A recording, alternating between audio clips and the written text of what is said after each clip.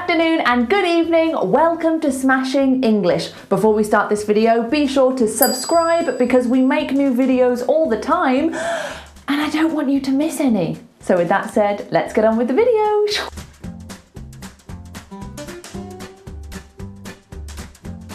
Today we are talking modern Cockney. What is modern Cockney? I will tell you. People from the East End of London traditionally speak with a Cockney accent. Although London is very multicultural nowadays, there are loads of different accents there. A good example of a traditional Cockney accent would be something like this. And there's a greed down there now where if you buy a new coat or something, oh, we've got to go one better. However, language evolves, accents evolve, so now we have a new kind of modern London Cockney accent that is spoken by a lot of different people. And that is what we are looking at today. Because as you know, if you are learning English, you need to be able to understand loads of different accents because not everyone speaks English in the same way. This will improve your listening skills and your overall fluency. So, as you can tell, I don't speak with a modern Cockney accent, so I'll need a little bit of help. And I was thinking, who would be a good example of a modern Cockney speaker? So I chose someone who normally has an American accent. This is Moonknight. It's a new TV series from Marvel on Disney+. It's amazing. If you like fantasy, superhero stuff, just watch it, it's so good. And in Moonknight, Oscar Isaac plays the lead. He also does a modern Cockney accent. However, this isn't his natural accent. His natural accent is more like this. I remember reading on his iPhone the new Star Wars movie while he was just sitting in front of me at this cafe in Paris. I believe he's Cuban and Guatemalan, but he definitely speaks with an American accent. So his modern Cockney accent in Moonknight is really useful for us to use because I can show you when he does it really, really well and when sometimes it slips a little bit. So without further ado, let's delve into this accent, see some of the features that you might hear if you encounter this accent so that you don't get confused. Let's go. Okay, so the first feature I want to draw your attention to is the T. Now, with modern Cockney, unless the T is at the beginning of a word, most of the time we don't say it. They just... T is a sad little lonely child in the family who doesn't get much attention, much love, unless it's at the beginning of a word. So listen to how Oscar Isaac does it in this scene. Morning, Gus, my little one-finned wonder, my little one-finned wonder. So he said, "Morning, Gus, my little one-finned wonder, my little, no T, no T. It's not little, little. This is so super common. It would be the same if we said something like forgot. We wouldn't say forgot, we'd say forgot. So it would become something like this. I forgot my little cat. I forgot my little cat. However, if you have a word like tattle, we do say the T at the beginning, but not the others. Tattle, tattle, tattle. This is so super common in a modern Cockney accent and in a traditional Cockney accent, so you've got to get used to listening to this because I can imagine it would be super confusing if you've never heard it before. Now let's move on to the TH. Now I want you to have a listen to how Oscar Isaac does a voiced TH. A voiced TH is something like this.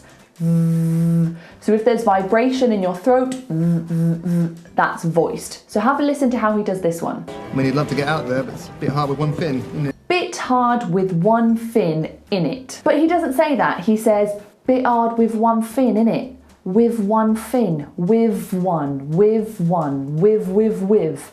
So a lot of the time, voiced THs turn into a V. But not commonly at the beginning of a word. Like, I don't hear a lot of V's, for example. But if it's at the end of a word, yes. This isn't all the time, but it happens a lot. So get your ears ready to hear a V. That's a W. To hear a V when it should be a TH. Okay, now let's listen to an unvoiced TH. So if a voiced TH is V, an unvoiced TH is F, no vibration, no voice. So listen to how he does an unvoiced TH. My body wants to get up and wander about. You know, like it has to get the 10,000 steps in. Okay, so you might have heard there that the TH, when it's unvoiced, turns into an F. So he says 10,000, like it has to get the 10,000 steps in. 10,000, 10,000. So a lot of the time, if you've got a TH beginning or end of a word, it's going to turn into an F if it's unvoiced. Again, this isn't all the time, but it happens a lot, so you need to get ready to listen to it. Okay, let's stick with the T sounds and listen to how he does this T. Did he just throw the gun? I don't know what I'm doing! Okay, so this is not something that's just common in modern Cockney. It's also in a lot of accents in Britain, in the States, a lot of places. It's really, really common. Now, this is something that a lot of my students struggle with. So we've got a word that ends in a T, then a consonant straight after it. Don't know. What always happens is students struggle to be clear, but also not sound robotic. Because if we say, I don't know what I'm doing, I don't know, it's quite hard to get that T and the N in as well. Don't know. It's very robotic. So what you do if you have a T followed by a word that starts with a consonant is this. Go to make the T. So if you were going to say T, where does your tongue go? Does it go to the top of your alveolar ridge here? T, t, t. It should.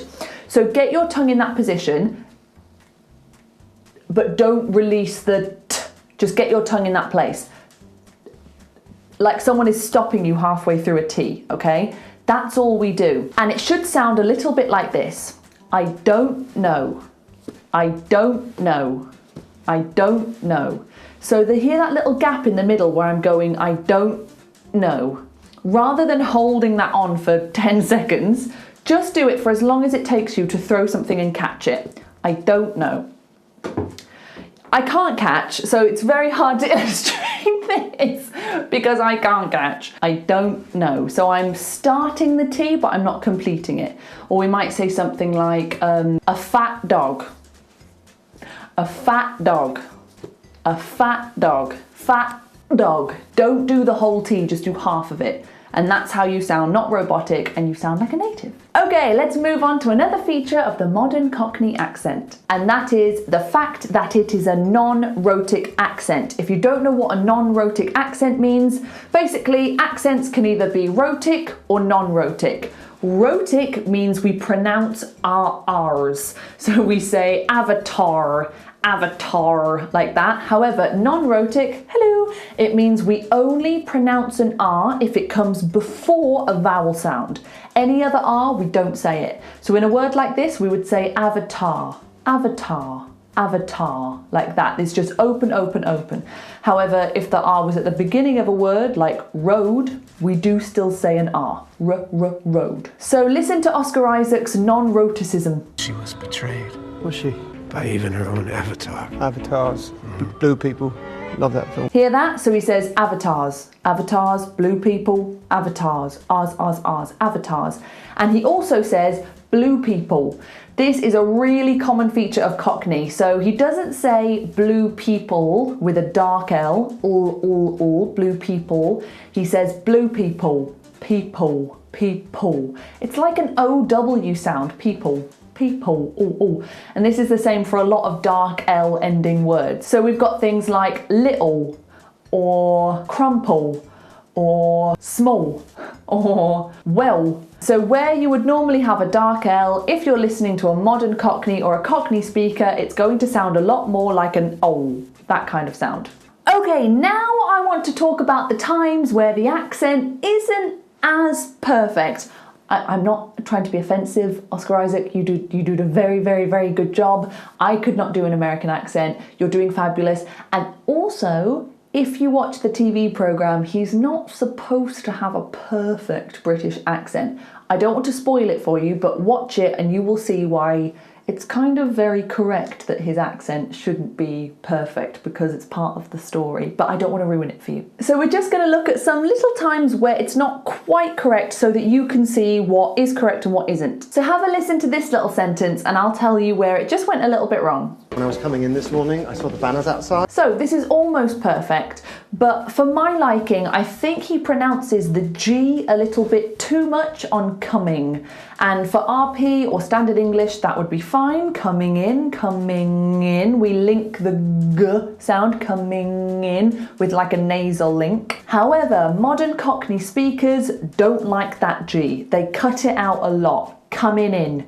So we take it away completely, coming in. When I was coming in this morning, morning, like it ends with an N. So when you have ing, a lot of Cockney speakers will remove the G. Not all the time, but a lot of the time. Listen to this next clip and see if you can hear something that isn't quite right. The Ennead, you know, like the supergroup of Egyptian gods. So what he does here is a lovely liquid U. He says super, supergroup, super. And this is a feature that would have been really, really common a long time ago. You know, if we think back to maybe the 1910s or something, I'm sure we would say a lot of super and tune and Tuesday. However, with accents like modern Cockney, that liquid U is just disappearing. They would say super, super, su, rather than siu. Can you hear the difference there? Or they would say something like Tuesday instead of Tuesday, or tune instead of tune. So it's not incorrect to make that sound, but with a modern Cockney accent, you won't hear it very often. It's dying out bit by bit. Okay, now this next quote is possibly the most British thing I've ever heard in a Marvel production. It just feels so real. It really made me laugh because I was like, wow, this is Marvel and they're saying this. So have a listen to this little phrase. It's like Area 51, like MI6 bonkers, bruv. So he says, bonkers, bruv. Bonkers, bruv. Bonkers just means crazy, wild, and bruv is just a way of saying like mate, and it's really common in London. However, the way he says bonkers is annoying me. So if we take away the S and we say bonker, it's not a word, but let's imagine it is. So let's say we can have one bonker and two bonkers. It's not really a thing, but we're going to pretend. We would do the open R sound that I was telling you about earlier. So we would say bonker, bonker, bonker. However, when you put an S on the end to make it plural, we don't keep it as open as that. We don't say bonkers, which is slightly what he's doing. He's going like bonkers, bonkers.